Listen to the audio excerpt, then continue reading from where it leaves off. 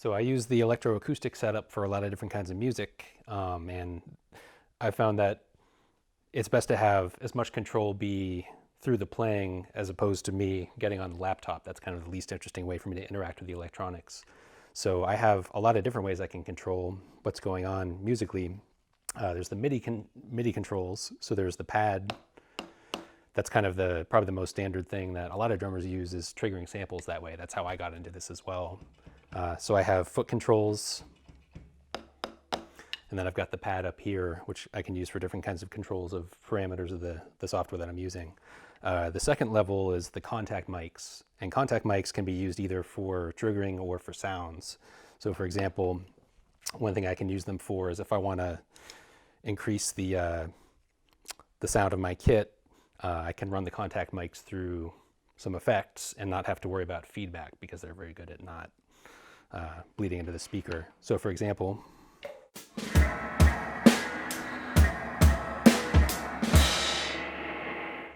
that's just running through a reverb, just the sound of the contact mics.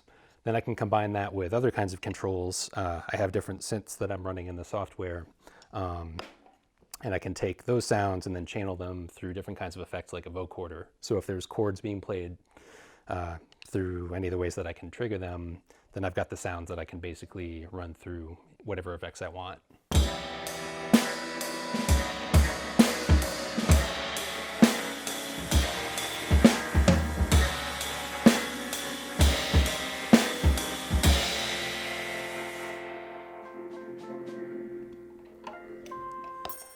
So basically, all these different ways I can interact with the different things that are happening. I don't have to get over here and start typing away and start mousing away on the computer, which generally is my least favorite kind of electronic music, is music where people are buried on the laptop. I like to be playing the drums and being able to control things that way.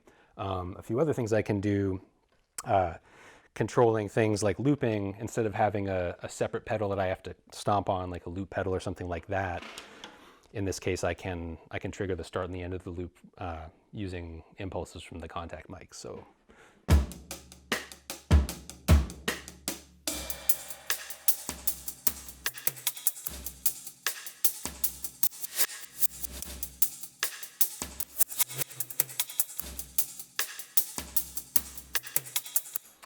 those are different ways that I can basically interact with the drumsticks. That's the main point of control that I want to have. I don't want to have to take my hands off the drums as much as possible. And there's different ways that can express itself, but in general, that's the idea of what I'm doing.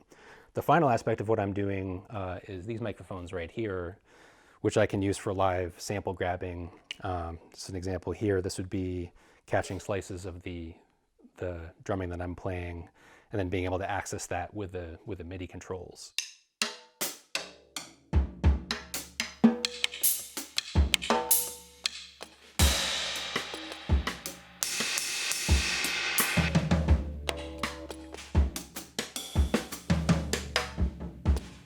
So I have access to those different things.